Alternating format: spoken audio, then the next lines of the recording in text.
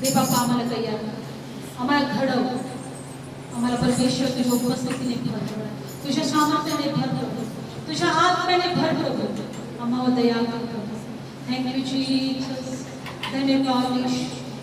चलवा के जैसे तूने मुझे चाहा, तेरे प्यार को मैं समझ नहीं पाया.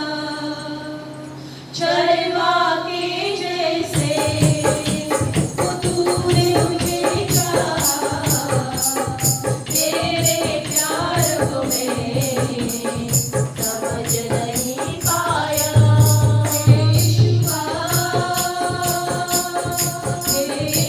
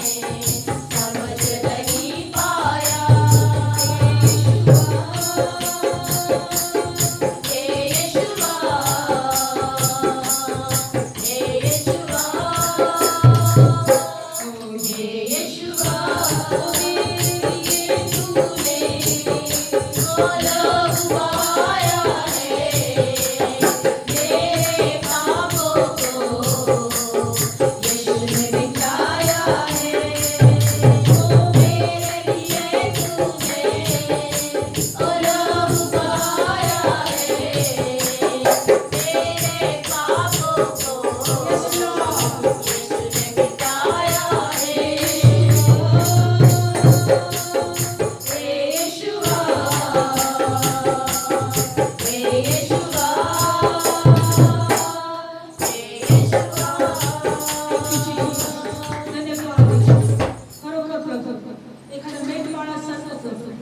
तू आम्हाला परमेश्वर सांभाळत आहे. तू आम्हाला तुझी कळपामध्ये आमची काळजी घेत आहे. होय, तू आम्हाला तुझ्या कळपामध्ये आमची काळजी घेत आहे. धन्यवाद परमेश्वर देवा. आज आम्हाला प्रत्येकाला तुझी वाणी ऐकायची, तुझी वाणी ऐकायची.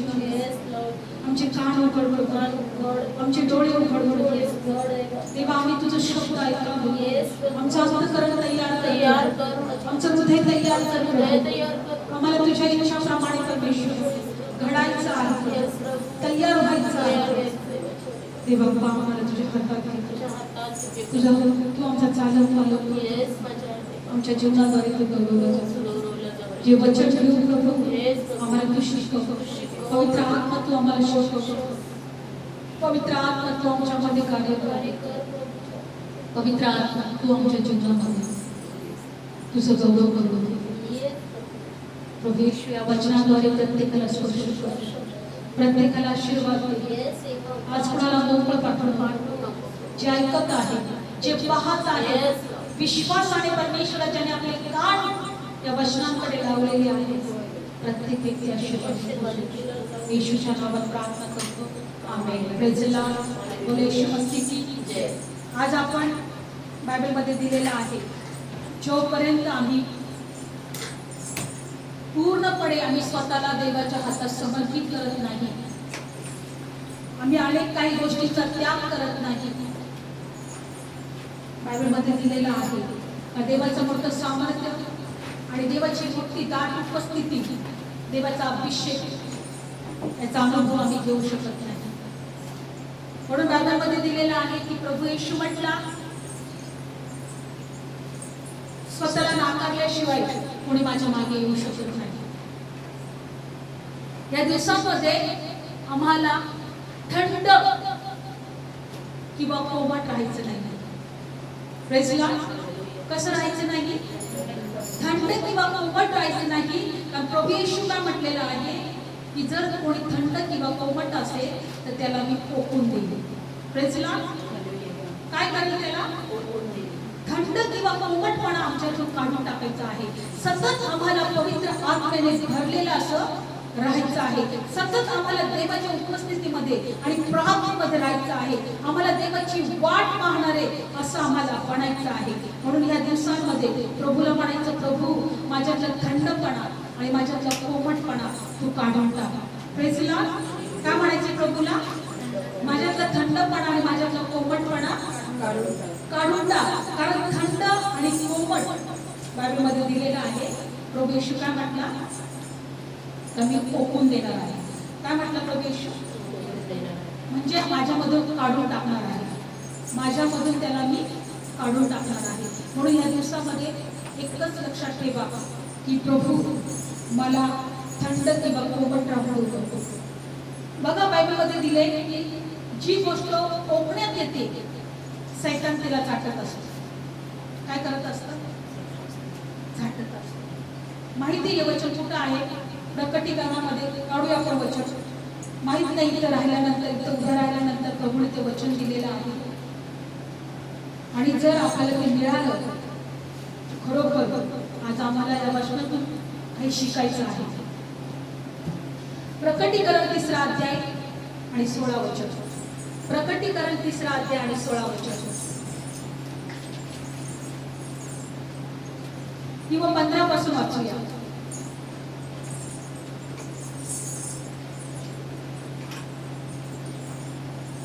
तुझी कामे मला ठाऊक आहे, ती अशी की तू थंड नाहीस आणि ऊनही नाहीस.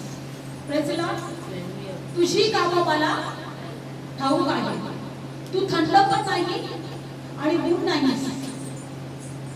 असतास तर बरे होते, तर तू कोमट आहेस. म्हणजे तू थंड नाहीस, ऊनही नाहीस, म्हणून मी आपल्या तोंडातून पोकून टाकणार आहे. Praise Lord. म्हणून लक्षपूर्वक ऐका. आज या वचनातून प्रभू एकच म्हणत आहे की तुम्ही थंड पण राहू नका आणि कोमट पण राहू नका. तर तुम्ही कसे राहिले पाहिजे? मागच्या वचनामध्ये आपण काय बघितलं की आत्म्याला भिजू देऊ नका, अखंड प्रार्थना करा, स्तुती आराधना करा, निरंतर देवाची उपकार स्तुती करा, भविष्यवादांचा संदेशाचा धिक्कार करू नका. तुमच्याविषयी देवाची हीच इच्छा आहे. जेव्हा आम्ही निरंतर प्रार्थना करू, जेव्हा आम्ही निरंतर देवाची उपकार स्तुती करू, वचनामध्ये राहू, आम्ही विझणार नाही. आम्ही विझणार. कारण थंड आणि कोमट लोक प्रभू म्हणतो तू थंडही नाहीस आणि ऊनही नाहीस. तू थंड किंवा ऊन असतोस तर बरे होते, पण तू कोमट आहे. कोमट कोमट म्हणजे तुझ्यामध्ये प्रार्थनेमध्ये आहे म्हणून आहेस, विश्वासामध्ये आहे म्हणून आहेस. कोमट पूर्ण थंड पण नाही पडलेला, पूर्ण गरम पण नाही झाला. कोमट. बघा या वचनातून देव आपल्याला काहीतरी शिकवत आहे. आज आम्हाला पूर्णपणे आत्म्याने रोज म्हणून मी जेव्हा सुखा स्तुती करते, प्रार्थना करते, मला असं वाटते की देवा तो थंडपणा कोमटपणा काढून टाक. तुझ्या आत्म्याने मला भरायचे, तुझ्या सामर्थ्याने आम्हाला भरायचे. नुसती स्तुती आराधना उगाचच करायची नाही, उगाचच देवाचं वचन आम्हाला ऐकायचं नाही, उगाचच आम्हाला नुसतं एकत्र यायचं नाही. आमच्यामध्ये तो समर्पण पाहिजे, आमच्यामध्ये तो त्याग पाहिजे. कारण की एक विश्वासू व्यक्ती बायबलमध्ये दिलेला आहे का तो त्याला तारण त्याचं झालेलं आहे. देवाने त्याला तारण दिलेलं आहे. येशूच्या नावात तारण सगळ्यांना आहे. येशूच्या नावात तारण सगळ्यांना आहे. जो कोणी माझ्या नावावर विश्वास ठेवी त्याला सार्वकालिकाचं जीवन त्याचं तारण झालेलं आहे. पण देवाचं प्रतिफळ प्रत्येकाला नाही. देवाचं प्रतिफळ प्रत्येकाला नाही. बायबलमध्ये दिलेलं आहे की जर आम्ही काही गोष्टींचा त्याग करत आहे तरच आम्हाला प्रतिफळ मिळेल. म्हणजे आम्ही जगातल्या कोणत्याही गोष्टीपेक्षा देवाच्या गोष्टीला महत्त्व द्यायला पाहिजे. काय द्यायला पाहिजे? देवाच्या गोष्टीला. म्हणून बायबलमध्ये दिलेलं आहे, आपण काढूया लूक शुभ वर्तमानामध्ये या वचनामध्ये असं दिलेलं आहे की ख्रिस्ताने मार्क शुभ वर्तमान काढूया 10वा अध्याय. बायबल सांगतं की परमेश्वर शिष्यांना काय म्हटलं? काढूया आपण वचन.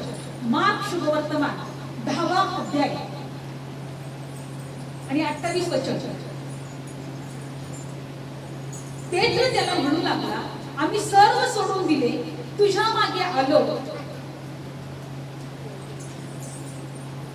प्रभू लक्षपूर्वक ऐका. पेत्र त्याला काय म्हटला? आम्ही सर्व सोडून दिले आणि तुझ्या मागे आलो तर काय मिळेल आम्हाला? येशू त्यांना काय म्हटला? मी तुम्हाला खचित सांगतो, ज्याने घर किंवा भाऊ किंवा बहिणी किंवा आई किंवा बाप किंवा मुले बाळे किंवा शेते आणि माझ्या करता आणि शुभवर्तमाना करता सगळं सोडली, अशा कुणालाही या सांप्रत काळी 100 पट घरे, भाऊ बहिणी, आया, मुले बाळे, शेते त्याबरोबर पाठला आणि पुढल्या काळी सर्व काळचे जीवन मिळाल्याशिवाय राहणार नाही. म्हणजे बायबल सांगतं की आम्हाला फक्त विश्वासू जीवन नाही जगायचं, आम्हाला काही गोष्टींचा त्याग पण करायचं, आम्हाला काही गोष्टी सोडायच्या पण आहे, आम्हाला काही गोष्टींकडे आमचं हृदय लावायचं नाहीये, आम्हाला काही गोष्टी आम्हाला धरून ठेवायच्या नाहीये. ज्या गोष्टी देवाला आवडत नाही त्या आमच्याकडून काढून टाकायचे. प्रतिफळ कसलं मिळेल? फक्त विश्वास ठेवला याचा. तुम्ही प्रार्थनेमध्ये अशी प्रार्थनेमध्ये राहा, अशी स्तुती आराधनेमध्ये राहा, असं वचनामध्ये प्रभू म्हणतोय राहा की तुम्ही उष्ण सतत आत्म्यामध्ये पेटती असलेले पाहिजे. थंड नसेल, कोमट नसेल तर काय होईल? मी ओकून टाकेल. आणि बायबलमध्ये दिले, ओकलेला कोणी खाईल सैतान खातात. कुत्रा आपल्या ओळखीकडे परत जातो आणि ते खातात. आज आम्हाला एक गोष्ट शिकायची. आज लोक थंड आणि कोमट सैतान करेल, त्यांचं हृदय दुसरीकडेच लागलेलं असेल. ते काही गोष्टींचा त्याग करणार नाही. ज्या गोष्टी देवाने सोडायला सांगितल्या ते सोडणार नाही. ज्या गोष्टी देव म्हणत आहे की तू हे करणार नाही, त्याग करायला शिकलं पाहिजे. आज मला या वचनातून एक गोष्ट देव मला दाखवत आहे, ह्या की मला आणि तुम्हाला सर्वांना शिकवत आहे की त्यागाशिवाय प्रतिफळ नाही. त्या दिवशी मी सभेमध्ये गेले होते, पास्टर विकास मसीह. मी गेले, प्रभूला धन्यवाद त्या मीटिंग मध्ये गेल्याबद्दल. प्रभूने मला त्या ठिकाणी नेलं आणि प्रभूने काही वचनांद्वारे मला स्पर्श केला. ते म्हटले, साधू सुंदर सिंग ते अनेक प्रभूच्या दासांवर त्यांनी PhD केली, त्यांच्या जीवनावर त्यांनी शिकलेले. त्यांनी पंडित रमाबाईच्या पण जीवनावर PhD केली, त्याच्यावर पण त्यांच्या जीवनाविषयी पण ते शिकले. साधू सुंदर सिंग अनेक संत जे देवाचे होऊन गेले त्यांच्याविषयी त्यांनी बारकाईने अभ्यास केला. ते म्हणते साधू सुंदर सिंग हे ईश्वर विश्वास ठेवणारे नव्हते आणि त्या ईश्वर जे विश्वास ठेवतात त्यांचा ते छळ करायचे, त्यांना त्रास द्यायचे, त्यांना मारायचे, त्यांच्याशी भांडण करायचे. आणि एक दिवस त्यांच्या जीवनात अशी परिस्थिती आली तर ते आत्महत्या करायला निघाले. रेल्वे स्टेशन कडे गेले, रुलावर उभे राहिले आणि फक्त एकच म्हटले, जगात जर कोणी देव असेल तर त्यांनी मला दर्शन द्यावं. आणि देव प्रभू येशू स्वतः त्यांना दर्शन दिलं. प्रभू येशू म्हटला, मी येशू आहे. तू देवाला शोधत आहे, मीच तो आहे. माझ्या विश्वास आणि त्या दिवसापासून साधू सुंदर सिंगने सगळं गोष्टी सोडून टाकल्या. घरी आले, त्याच्या वडिलांना म्हटले की मला येशूचे दर्शन दिलेलं आहे, येशू मला भेटलेला आहे, येशूची वाणी मी स्वतः ऐकलेली आहे. मला आता येशूच्या मागे जायचे, मला येशूसाठी जगायचे. त्याचा बाप म्हटला, अरे तू एकुलता एक सगळा या घराचा वारसदार आहेस. ही सगळी धन प्रॉपर्टी संपत्ती हे सगळं जे काही मालमत्ता आहे, सगळी जमीन सगळं तुझं आहे. फक्त तेवढंच करू नकोस, फक्त ते नाव घेऊ नकोस, फक्त तू त्या येशूला स्वीकारू नकोस. तो म्हटला नाही, मला सगळं. आणि त्याने मग ते भव्य वस्त्र घातले, घरातून बाहेर निघाला. आणि ते सांगत होते की खूप छळ झाला, खूप त्रास झाला त्यांना, पण ते खूप आनंदात राहायचे. ते म्हणतात की प्रत्येक गोष्ट ते येशूला विचारून करायचे, प्रत्येक गोष्ट प्रभू येशूला विचारायचे, प्रत्येक आणि त्यांना देवाची वाणी त्यांना ऐकायला यायची. छोटंसं किस्सा त्यांनी सांगितला का एकदा त्यांना केस कापायचे होते आणि ते प्रार्थनेला गेले. प्रभूला म्हटलं, प्रभू मला केस कापायचे आज, मी केस कापतो का? देव म्हटला नको. देव काय म्हटला? नको जाऊ. परत दुसऱ्या दिवशी ते म्हटले, मी प्रार्थनेला बसलो, येशू मला प्रभू मला केस कापायचे, मी आज जाऊ का? येशू म्हटला नको जाऊ. तिसऱ्या दिवशी परत प्रार्थनेला बसले, प्रभू येशू मला केस कापायचे, मी आज जाऊ का? प्रभू म्हटला हा जा. आणि ते खूप खुश झाले, ते खूप आनंदित झाले आणि म्हटलं अरे आज मला देवाकडून परवानगी मिळाली. आणि ते जाऊन न्हाव्याच्या दुकानामध्ये बसले, पण त्याचा चेहरा खूप खुश होता, आनंदित होते. न्हावी त्याला म्हटलं, तुमच्या चेहऱ्यावर वेगळाच आनंद दिसत आहे, तुम्ही इतके आनंदित का आहात? ते म्हटलं की मी 2 दिवसापासून प्रार्थना करत होतो, मी देवाला विचारत होतो मला आज केस कापायचे, मी जाऊ का? तर म्हटलं तुम्ही देवाला ह्या गोष्टी सुद्धा विचारता? म्हटलं हा, मी कपडे कोणते घालावे ते सुद्धा देवाला विचारतोय, मी कुठं जावं ते सुद्धा देवाला विचारतोय, मी काय खावं ते सुद्धा देवाला विचारतोय. मी जेव्हा देवाला विचारलं 2 दिवसापासून, देवाने मला परवानगीच दिली नाही. ते म्हटलं नको जाऊ आज. ते म्हटले की खरोखर तुझा देव जिवंत आहे, तुझं घर खरोखर देव तुझं ऐकतोय देव. तो म्हटलं कसं काय? तो म्हणतो की 2 दिवसापासून दुकानच बंद होतं, आमच्या घरी असा प्रॉब्लेम झाला होता, आजच दुकान चालू केले.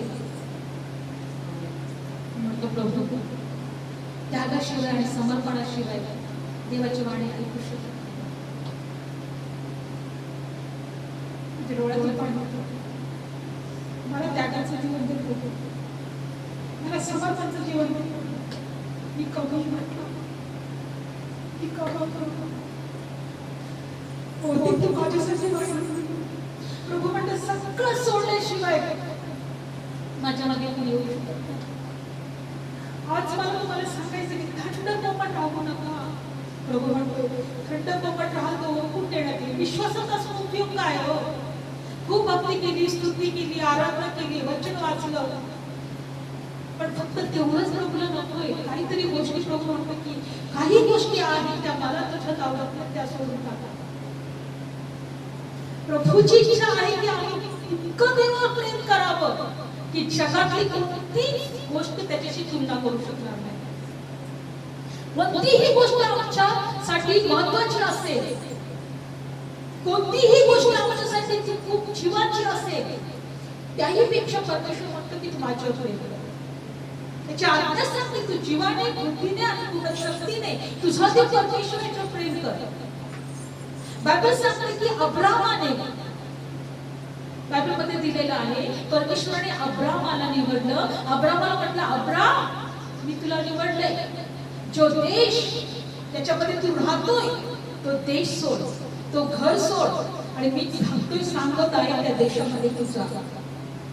आणि अब्राहम देवाची वाणी ऐकली आणि अब्राहम निघाला. आणि बायबलमध्ये दिलेलं आहे परमेश्वराने सांगितलं, अब्राम तुला जे लेकरू होणार आहे त्याच्याद्वारे अख्खी पृथ्वीवरचे राष्ट्र आशीर्वादित होतील, तुझी संतती वाढूच्या कणाईत होईल. अब्राम 100 वर्ष झाला तरी लेकरू नव्हतं. आणि बायबलमध्ये दिले की 100 वर्षानंतर अब्रामाला लेकरू झालं. पण देवाचं वचन त्याला काय मिळालं? उत्पत्तीचं पुस्तक आपण जाणार आहोत. बायबल सांगतं लेकरू होण्याच्या अगोदर देवाची वाणी त्याला झाली होती. काय वाणी झाली होती आपण काढूया. उत्पत्तीचं पुस्तक 15वा अध्याय. उत्पत्तीचं पुस्तक 15वा अध्याय, पहिलं वचन. या गोष्टी झाल्यानंतर देवाचं वचन दृष्टांतात अब्रामाकडे आले. ते म्हणाले, अब्रामा भिऊ नको, मी तुझी ढाल आणि तुझं अत्यंत मोठं प्रतिफळ आहे. प्रेज ला. देव आमचं प्रतिफळ आहे, देव आमची ढाल आहे, देव आमचा आश्रय आहे. आणि बायबलमध्ये दिले, अब्राम म्हटला, काय म्हटलं बघा, अब्राम म्हणाला, हे प्रभू परमेश्वर तुम्हाला काय देशील, मी तर संतानाशिवाय जातो. म्हणजे बायबल सांगतं अब्राम यावेळेस किती वर्षाचा झाला होता माहिती? 99 वर्षाचा झाला होता. अब्रामला लेकरू नव्हतं आणि तो म्हटला, आता वेळ आली माझी कबरीत जाण्याची, मला लेकरू नाहीये. तो काय म्हणत आहे की माझा तुम्हाला काय देशील की संतानाशिवाय जातो. कुठं चाललाय? वरती जातो. काय देशील तुम्हाला? प्रभू काय म्हटला, जो माझ्या घराचा धनी होणार हा दिमिश्कचा अलिएजर. आणखी अब्राम म्हणाला, तू मला संतान दिले नाही तर माझ्या घरात जन्मलेला एक माझा वारिस आहे. लक्षपूर्वक ऐका. तो देवाशी म्हणतोय तुम्हाला लेकरू दिलं नाही, मी संतानाशिवाय वरती जात आहे आणि आता माझ्या घरामध्ये जे जन्मलेला माझा दास आहे तोच माझ्या सर्व प्रॉपर्टीचा वारसदार होईल. म्हणजे त्या अब्रामाने विचार करून पण ठेवला होता, मी वरती जाणार आहे आणि जो माझ्या घरात जन्मलेला दास आहे तो माझा वारसदार होईल. बघा, ज्यावेळेस देवाचं वचन आमच्या जीवनात पूर्ण होत नाही, आम्ही आमच्याच मनाने विचार करून मोकळे होतो, सर्व काही ठरवून मोकळे होतो. पण परमेश्वर काय म्हटला त्याला? 14 वचन. आणि पहा, परमेश्वरचं वचन त्याच्याकडे आले. ते म्हणाले, हा मनुष्य तुझा वारस होणार नाही, तुझ्या पोटी येईल तोच तुझा वारस होईल. आणि त्याने त्याला बाहेर आणून म्हटले, आता आकाशाकडे पहा, तुझे तारे जे मोजतील ते मोज, तुझ्याने तारे मोजतील तर मोज. आणि तो त्याला म्हणाला, अशी तुझे संतान होतील. अब्राम पूर्ण म्हातारा झाला होता आणि तो म्हणत होता, आता मी संतानाशिवाय जात आहे, माझा आत्मा निघून जाणार किंवा मी मरणार आहे. आता माझ्या या घराचा वारसदार कोण होईल? माझा दास होईल. तर देव म्हटला, बाहेर ये, या तारांकडे बघ. आणि तो म्हटला की तुझ्याने मोजता येतील तर मोज, अशी तुझी संतान होईल. आणि बायबल सांगतं या अब्रामाने विश्वास ठेवला आणि त्याचा विश्वास न्यायी पण असा करण्यात आला. म्हणजे विश्वासाने अब्रामाला काय ठरवलं? नीतिमान. कारण अब्रामाची त्याच्या शरीरामध्ये तेवढी ताकद नव्हती, तो म्हातारा झाला होता, निर्जीव झालं होतं, त्याची बायको सुद्धा, त्याचा पण गर्भाशय बंद पडला होता. अशा वेळेस अब्रामाने विश्वास ठेवला देवाच्या वचनावर आणि त्याचा विश्वास काय ठरला? नीतिमान. बघा, बायबल सांगतो 100 वर्षाचा झाल्यावर अब्रामाला परमेश्वराने लेकरू दिलं. पण अब्रामाने, बायबलमध्ये दिलेलं आहे की देवाने त्याची परीक्षा पाहिली. काय पाहिली? 100 वर्षानंतर त्याला लेकरू झालं आणि लेकरू 10-12 वर्षाचं झालं. बघा, 100 वर्षानंतर लेकरू होते, म्हातारपणामध्ये लेकरू होते, ते लेकरू किती लाडका असेल, ते लेकरू किती जीवाचा असेल. पण देव त्याला काय म्हटला? बायबल सांगतं परमेश्वराने इथे अब्रामाला पारखले. काय केले अब्रामाला? काढू आपण वचन 19 उत्पत्तीचं पुस्तक 22वा अध्याय. उत्पत्तीचं पुस्तक 22वा अध्याय.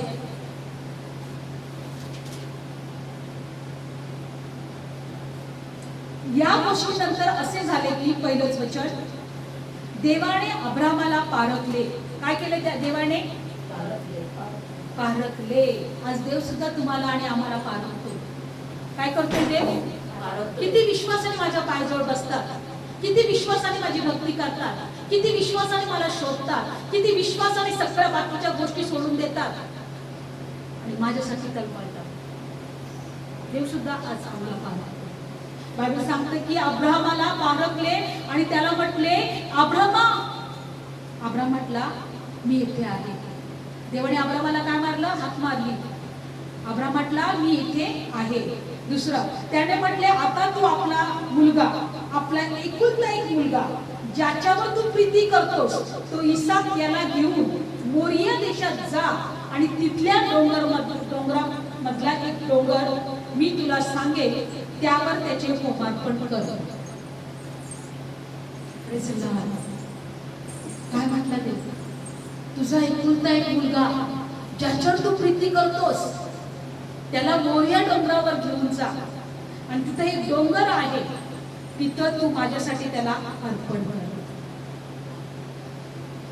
काय वाटलं असेल अब्राहमाला? काय त्याच्या हृदयामध्ये झालं असेल?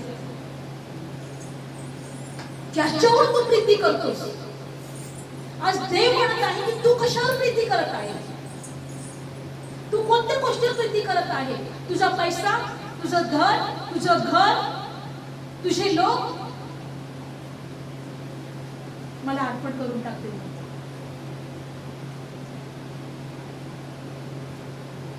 प्रभू म्हणतो, मी तुझा अत्यंत मोठा प्रतिफळ आहे. आम्हाला वाटतं की काय आता विश्वास ठेवला ना बस झालं, कसं पण जगा. विश्वास ठेवला ना, जर चूक झाली ना देवाला क्षमा मागायची. प्रभू मी क्षमा कर, मला माफ कर. देव क्षमा करायसाठीच आहे. देव तुम्हाला प्रत्येक गोष्टीची क्षमा करेल, पण त्याचं प्रतिफळ आम्हाला नाही. त्याचं प्रतिफळ आम्हाला नाही. त्याचं प्रतिफळ देण्यासाठी मला तुम्हाला सांगायचंय की जोपर्यंत तुमचा शेवटचा श्वास आहे तोपर्यंतच तुम्हाला इथं सगळं काही त्याच्यासाठी पुरवायचं आहे. तिथं काहीच काम धंदे नाही. वर गेल्यानंतर तुम्हाला काहीच काम नाही. तुम्ही इथे जे मिळवाल सार्वकालिक जीवनामध्ये तुम्हाला त्या सगळ्या गोष्टी तिथे त्याचा प्रतिफळ तुम्हाला ठेवलेला आहे. जसा माणूस महिनाभर काम करतो आणि नंतर त्याला पेमेंट दिला जातो आणि त्या पेमेंटवर तो महिनाभर आपलं घर चालवतो. तसं ह्या जीवनामध्ये आम्ही देवासाठी आम्ही जे काही करू, ज्या गोष्टीचा त्याग करू, ज्या गोष्टीवर आम्ही चित्त न ठेवता देवाकडे चित्त लावू, त्याचं प्रतिफळ स्वर्गामध्ये आम्हाला देण्यात येईल. ती आमची मजुरी. म्हणून बायबल सांगते एका पुस्तकात लिहिले योगाच्या किंवा उपदेशकामध्ये, जसा मजूरदार आपल्या मजुरीची आशा करतो तसा देवा मी तुझ्याकडून माझ्या मजुरीची अपेक्षा करतो. आज आम्हाला मजूरदाराप्रमाणे आमच्या आयुष्याचे दिवस घालवायचे आहेत, कष्ट करून किंवा देवामध्ये जाऊन देवाचं प्रतिफळ मिळवायचा आहे. कारण की ज्या गोष्टी आम्हाला इथं सोडून जायच्या आहेत, जे जग असो, घर असो, सोनं असो, पैसा असो, प्रॉपर्टी असो, काहीही असो, त्या गोष्टी किंवा मनुष्य असो, त्या गोष्टीकडे हृदय कशाला लावायचं? आज मध्ये एक सिस्टर गेला, 25-30 वर्षाचेच होते. त्यांचं मी स्टेटस पाहिलं. तुम्ही जर पाहिलं त्यांना तर ओळखली. 30-35च्या आतच आहेत त्या. मी त्या सिस्टरला मेसेज टाकला, सिस्टर काय झालं याला? ते म्हणे त्यांच्यामध्ये रक्त कमी होता, त्यांना अटॅक आला. सगळ्यांच्या स्टेटसवर त्यांचे फोटो आले. मागच्या संडेला त्या चर्चमध्ये होते. मला सांगायचे कधी वेळ येईल तुम्हाला वरचं बोलावर होईल सांगता येणार नाही. देवाने तुम्हाला काही मर्यादित आयुष्य या पृथ्वीवर तुम्हाला आणि आम्हाला दिलेलं आहे. प्रतिफळ मिळवायचा प्रयत्न करा. होय तुमची झोप असेल त्याचा त्याग करा. तुमच्या घरामध्ये काही कामं असतील त्याचा त्याग करा, बाजूला ठेवा. मला प्रभूला वेळ द्यायचे, मला देवाला शोधायचे, मला देवावर प्रेम करायचे. का देव तुमच्यासाठी मोठ्या मोठ्या गोष्टी करेल? का देव तुमच्या प्रार्थनेचा उत्तर देईल? तुम्ही का देवाला देत आहे? कोणत्या गोष्टीचा तुम्ही त्याग करत आहे? तर मोठ्या गोष्टी देवाने आमच्यासाठी कराव्या. त्यांनी स्वतःचा मुलगा अर्पण केला अब्रामाने. देवाने शपथ घेऊन सांगितली की तुला आशीर्वाद देईलच देईल. आम्ही कोणत्या गोष्टीचा त्याग करत आहे? देवाने जर आमच्या प्रार्थना ऐकल्या पण एखाद्या मोठ्या गोष्टी पण केल्या तर देवासाठी आम्ही अवेलेबल राहाल का? देवाची सेवा आम्ही करू का? देवाला आम्ही शोधू का? देवासाठी आम्ही कोणत्या गोष्टीचा त्याग करायला तयार होऊ का? आम्ही मोठ्या गोष्टीची अपेक्षा करतो. देवा तू सर्व समर्थ आहे, तू शक्तिमान आहे, तुला काही अशक्य नाहीये. प्रभू म्हणतोय की मला अशक्य नाही, पण तुला शक्य आहे का माझ्यासाठी काही करायला? का प्रभूने त्या अब्रामाला पारवलं असेल? तो म्हटला की तुझा मुलगा घे आणि एका डोंगरावर जा, तिथं मला अर्पण होमार्पण कर. आणि बघा तिसरं वचन, मग अब्रामाने मोठ्या पहाटे सुटून आपल्या गाढवावर खोगीर घातले आणि आपल्या तरुण गड्यातले 2 गडी आपला मुलगा इसाक याला आपल्या बरोबर घेतले आणि त्याने होमाची लाकडे फोडली आणि मग तो उठून जे ठिकाण देवाने त्याला सांगितले होते तिकडे गेला. पहाटे सुटला. रात्रभर झोप पण आली नसेल. माझ्या लेकराला होमार्पण करायचे, लाकडं फोडली त्याने, गाढवावर लाकड ठेवली, आपल्या 2 गड्यांना घेतलं, लेकराला घेतलं.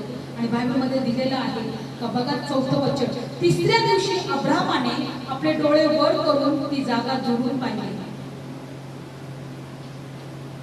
5वं,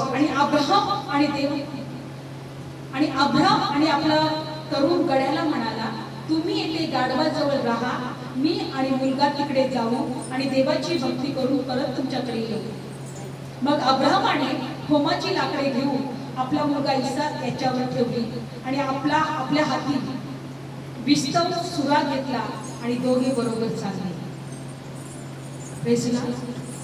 बघा ते डोंगराच्या खालीच त्या दोघांना गड्यांना ठेवलं, गाढवाला ठेवलं, लाकडं घेतले, विस्तव घेतला, सुरा घेतला, लेकराला घेतलं आणि डोंगरावर चढत चालले.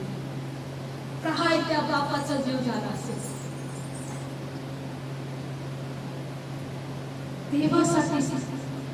देवासाठी थोडं तरी समर्पण करा. देवासाठी थोडं तरी मागच्या काही गोष्टी असेल आपल्या जीवनातून बाजूला ठेवा. जितकं आमच्या घरातलं का महत्वाचं आहे, जितकं आमच्या गोष्टी आम्हाला महत्वाच्या आहेत, आमचे लोक महत्वाचे आहेत, कित्येक पटीने प्रभू आहे असं म्हणा.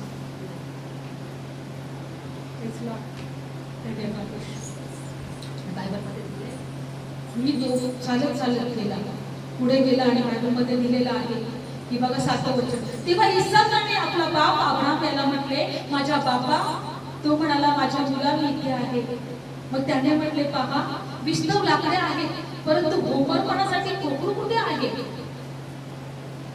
तो बाप मुलगा विचारतोय, लाकडं आहे, विस्तव आहे, सुरा आहे, पण कोकरू कुठं आहे? तो काय म्हटला, तेव्हा अब्राम म्हणाला, माझ्या मुला, देव आपल्यासाठी होमार्पणाचे कोकरू मिळवून देईल. आणि तसेच ते दोघे बरोबर चालले. जरी देवाने त्याला सांगितलं होतं तरी त्याच्या गड्यांना पण सांगितलं की आम्ही परत येईल, पण इथंच थांबा. त्या मुलाने विचारलं तर म्हटलं, नाही, देव आम्हाला तिथं कोकरू शोधून देईल. त्या मुलाला काय म्हणायचे, मला तुला सार्थक करायचं, कसं बोलू शकेल तो? आणि पुढे काय झालं? 9वं, आणि ज्या ठिकाणाविषयी देवाने त्याला सांगितले होते तिथे ते पोहोचले. मग अब्रामाने वेदी बांधली, लाकडे रचली, आपला मुलगा इसाक याला बांधले आणि वेदीवरच्या लाकडावर त्याला ठेवले. लोकांनी वाट पाहिली का? थांबले कोकरू दे. मी प्रार्थना करतो, लाकडं रचली आणि बायबलमध्ये दिलेलं आहे त्या लाकडांवर कोणाला ठेवले? आपल्या लेकराला, मुलगा इसाक त्याला बांधले आणि त्या लाकडावर त्याला ठेवले. पण त्या मुलगा पण आवाज दिला नाही. तर तो मुलगा पण म्हटला नाही, बापा हे काय करत आहे? कसं का म्हटलं नसेल? कारण तो बापाच्या आज्ञेच्या बाहेर नसेल. देवाने कदाचित त्याचा ताबा घेतला असेल, देवाने त्याला त्याच्या नियंत्रणामध्ये त्याला घेतला असेल. जेव्हा तुम्ही देवासाठी काही गोष्टी करायला घ्याल, देव ऑटोमॅटिक सगळ्या गोष्टी सुरळीत करेल, तुमच्या अडचणी दूर करेल.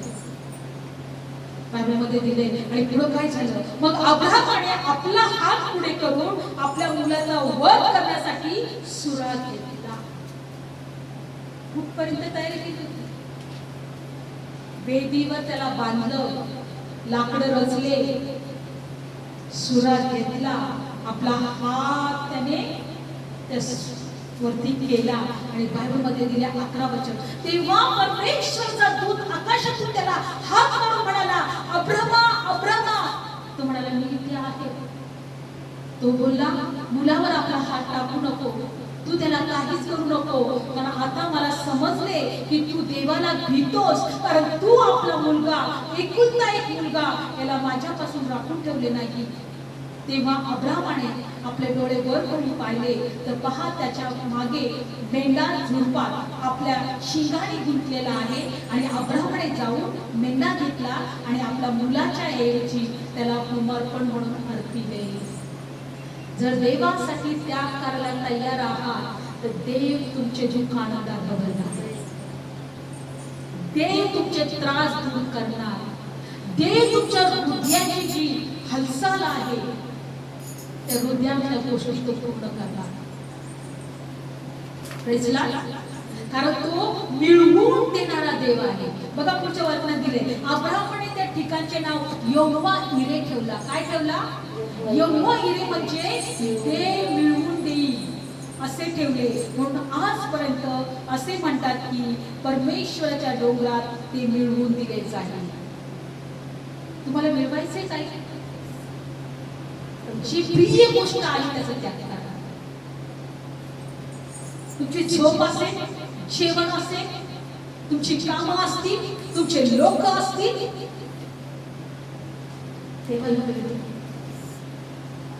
थंड कोमट राहू नका. इतच वेळ आहे, इतच वेळ आहे, जोपर्यंत श्वास आहे शेवटचा. प्रभू मला शोधायचंय, प्रभू मला तयार कर, प्रभू मला घडव, प्रभू माझ्या ज्या गोष्टी आवडत नाही काढून टाक, जे बोलणं आवडत नाही, जे विचार आवडत नाही सगळं माझ्यापासून दूर कर, जो स्वभाव तुला आवडत नाही माझ्यातून काढून टाक, जे लोक माझ्या जीवनात तुला आवडत नाही त्यांना दूर कर माझ्यापासून, ज्या गोष्टी देवाला आवडत नाही त्या सगळ्या गोष्टी मला प्रभू नाही पाहिजे, मला तुझी गरज आहे. अब्राहमाच्या या परीक्षेच्या द्वारे एकच दिवशी पत आले, जी गोष्ट तुला प्रिय आहे ती तुझ्यापासून दूर कर, माझ्यापेक्षा तुला कोणतीच गोष्ट प्रिय नाही पाहिजे. बायबल सांगतं देव ईर्ष्यावान आहे. कसा आहे देव? म्हणून काय दिले की जगाशी मैत्री देवाशी वैर आहे. याकोबाचं पत्र मध्ये दिले का ते? काढू आपण वचन. जगाशी मैत्री देवाशी काय आहे? वैर आहे. याकोबाचं पत्र 4था अध्याय, याकोबाचं पत्र 4था अध्याय. अहो व्यभिचारिणींनो आणि व्यभिचारांनो, जगाशी मैत्री देवाशी वैर आहे हे तुम्हाला ठाऊक नाही काय? जो कोणी जगाचा मित्र व्हायला इच्छितो तो देवाचा वैरी ठरलेला आहे. म्हणजे आम्हाला जगावर प्रेम करायला आवडतं, जगातल्या गोष्टीवर प्रेम करायला आवडते, जगातल्या वस्तूंवर प्रेम करायला आवडते, जगातल्या माणसांवर प्रेम करायला आवडते, पण देवावर एवढं प्रेम नाही. देवाला प्रेम करायचं कशासाठी? फक्त प्रार्थना करायसाठी, देवाकडून पाहिजे काहीतरी मिळण्यासाठी. देवाने आम्हाला सार्वकालिक जीवन दिले त्यासाठी, पण आम्हाला जगावर प्रेम करायचं. बायबल सांगतो जो जगाची मैत्री करतो देवाचा वैरी ठरला आहे. जर आम्ही देवाची वैरी ठरलो तर आम्ही भक्ती करून उपयोग काय? प्रार्थना करून उपयोग काय? देवाच्या जवळ येऊन उपयोग काय? त्यापेक्षा जगामध्ये होतो तेच बरं होतं ना. मग एवढं मोठं प्रतिफळ सार्वकालिकाच्या जीवनामध्ये तो प्रतिफळ आम्हाला देतो. आम्ही काय बघतोय? जगातल्या गोष्टी जे कधी पण सोडून जाईल, जे जग आम्ही कधी पण सोडून जाऊ त्याची गॅरंटी आम्हाला स्वतःच नाहीये. आमचं हृदय कुठे लागले? जगातल्या गोष्टीकडे. मी त्याविषयी विचार करत होते आई गेल्यानंतर. प्रभू म्हटलं आई गेल्या जात असताना कसं वाटत असेल तिला? प्रभू आई गेल्यानंतर तिच्या मनामध्ये काय विचार आला असेल? प्रभू आई गेल्यानंतर तिच्या हृदयामध्ये काय जाणवलं असेल तिला? मी विचार करत होते आणि म्हटलं प्रभू खरं असं हृदय तुझ्याकडे लाव, मी तळमळले पाहिजे तुला भेटायसाठी, मी व्याकुळ झाली पाहिजे तुला भेटायसाठी. तुम्हाला माहिती आज जगामधले जर तुम्ही पाहिले ते जैन साध्वी, करोडो प्रॉपर्टी असते, करोडो रुपये असतात त्यांच्याकडे, संपत्ती असते त्यांच्याकडे, करोडो रुपयाची संपत्ती असते त्यांच्याकडे, पण जेव्हा ते दीक्षा घेतात ना सगळं सोडून देतात, व्हाईट कपडे घालतात, केस पण आपले उपटतात हाताने. आणि कशासाठी ते त्यांना तर बापरे त्यांना वाटतं की मोक्ष मिळेल. पायी चालतात, मागून खातात, अंघोळ सुद्धा करत नाही, त्यांचे एवढा त्याग असतो त्यांचा. एक असं त्यांच्या जवळ त्यांनी आपल्या मुंगी आले का त्याला असं बाजूला काढतात, ते जीव पण आपल्याकडून मेला नाही पाहिजे. कधी कधी तोंडाला लावतात, तोंडाच्या श्वासाने आपल्याला कोणी जीव जगतो गेला नाही पाहिजे. एवढा त्याग बापरे, आम्ही त्याच्यात एवढूसा पण नाही करत त्याग. कणभर सुद्धा त्याग आमचा त्यांच्या मनाने. आम्हाला तर देव कळाले, ते सार्वकालिक जीवनाविषयी आम्हाला त्याचं माहिती झाली. मला म्हणून सांगायचे आज एकच गोष्ट की अब्राहमाने आपल्या लेकराला दिलं आणि देवाने त्याला मिळवून दिलं. दिलं जाईल अशी गोष्ट देव त्यांनी दिली की ज्याच्यामध्ये आपला जीव होता, आपला प्राण होता, प्रिय गोष्ट होती. तुम्हाला प्रिय गोष्ट धरून ठेवता आणि देवाला म्हणतात प्रभू तू खूप चांगला आहे, थँक्यू. आज मला एकच गोष्ट या वचनातून देवाने शिकवली, त्याग करा आणि समर्पण करा. थोडे दिवस आहेत आमच्या आयुष्याचे, येशू कधी पण येईल किंवा आम्ही कधी पण आमचा श्वास बंद पडेल, काय मिळवणार? आत्मा मिळवला, कारण जो विश्वास करतो त्याने त्याला जीवन आहे सार्वकालिकाचं. पण तिथं जे प्रतिफळ सगळ्या लोकांकडे बघाल, अरे काय काय यांना देवाने किती वेगळं काहीतरी दिलेलं आहे, पण आम्ही धनी दिली, त्यांच्या पुढे आम्ही असेच राहतो. बघा, लक्षात ठेवा, प्रभूने या गोष्टीतून एकच गोष्ट शिकवलेली आहे. बघा पुढचं 5वं, शास्त्र व्यर्थ सांगते बोलते असं तुम्हाला वाटते काय? जो आत्मा आम्हामध्ये वस्ती करतो तो ईर्ष्यावान आहे. जो आत्मा आमच्यामध्ये राहतो तो कसा आहे? ईर्ष्यावान आहे. आणि त्याची इच्छा आहे की जगावर प्रेम करू नका, माझ्यावर प्रेम करा.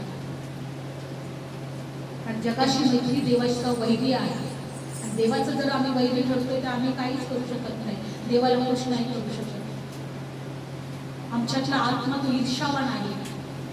प्रभू येशू बायबलमध्ये दिले आमचा वर आहे, आम्ही त्याची वधू आहोत.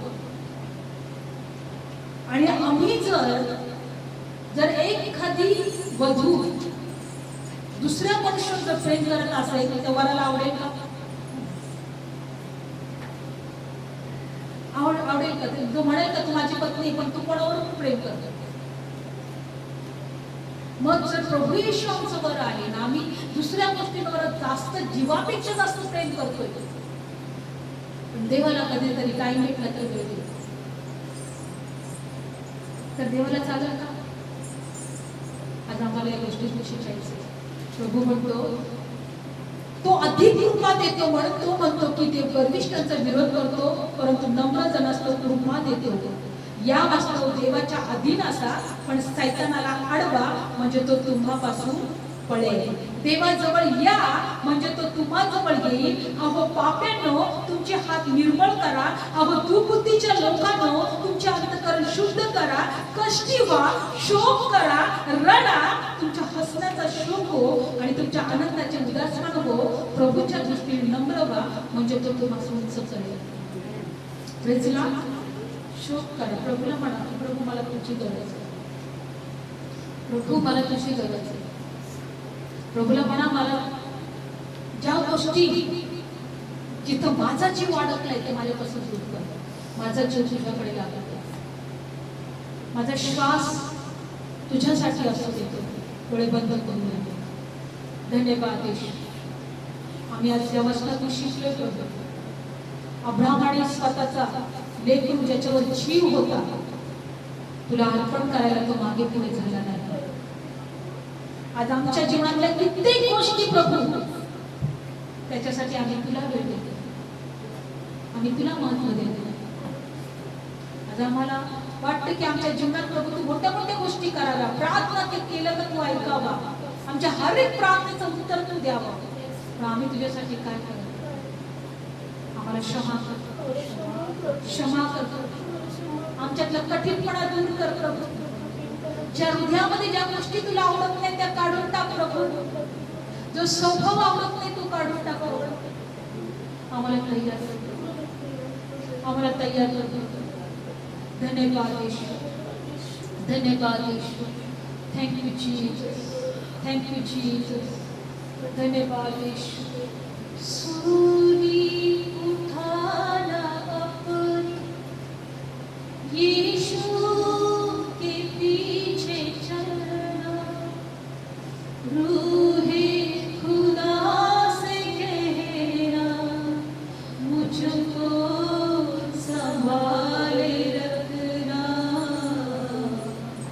आगे से जब लाए यीशु को याद करना, यादें जब सताए यीशु को याद करना, यादें जब सताए यीशु को याद करना.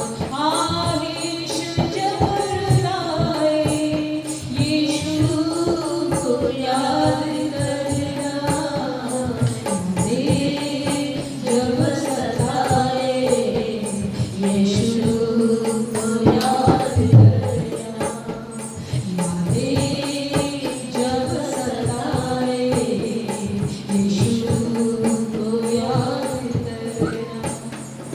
प्रभू येशू तुझी आठवण करायला शिकव, तुझ्याकडे हृदय लावायला शिकव.